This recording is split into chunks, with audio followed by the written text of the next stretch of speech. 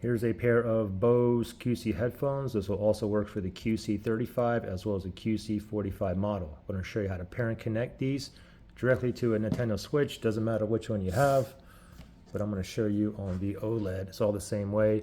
So first thing you want to do is just go to the home page, click on the home button here, then you want to go to system settings. Okay, we'll go to system settings right there, system settings, select letter A, and then we're going to go down to Bluetooth audio right there. If you don't have Bluetooth audio in a older model, then just do a system software update. Okay, anyway, from here, I'm going to select the letter A and then pair device. Let's click on the letter A, and now it's in pairing mode. It's looking for devices in pairing mode. So let's grab our Bose QC here, and we got to put these in a pairing mode. Let me go ahead and turn these on first. Let me turn them on. Okay, what we want is a blue blinking light. Okay, it's solid there. It's probably connected to my iPhone.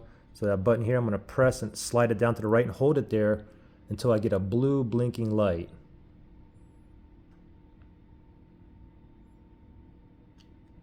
It didn't work. Let me do it again. Ready, go. Oops. Press and hold there. Oops, there we go. Okay, so it's a blue blinking light here. So now they're in pairing mode, and give it a second here to find it. Okay, I think I took too long. It took too long to find it, so let me just click on OK. It's still in pairing mode. It's blinking blue there. So we're going to go back to pair device. Now we're just going to wait. If you have issues pairing or connecting, you can always reset these as well. Look in the link below. I'll show you how to reset these. Okay, hopefully I won't have to be able to reset these. Yep, Bose QC headphones popped up here. Let me click on the letter A to select it. Connecting to Bluetooth audio. I get a solid blue light right there. You get a message here. Click on OK. You see the check mark right there. So now we are connected.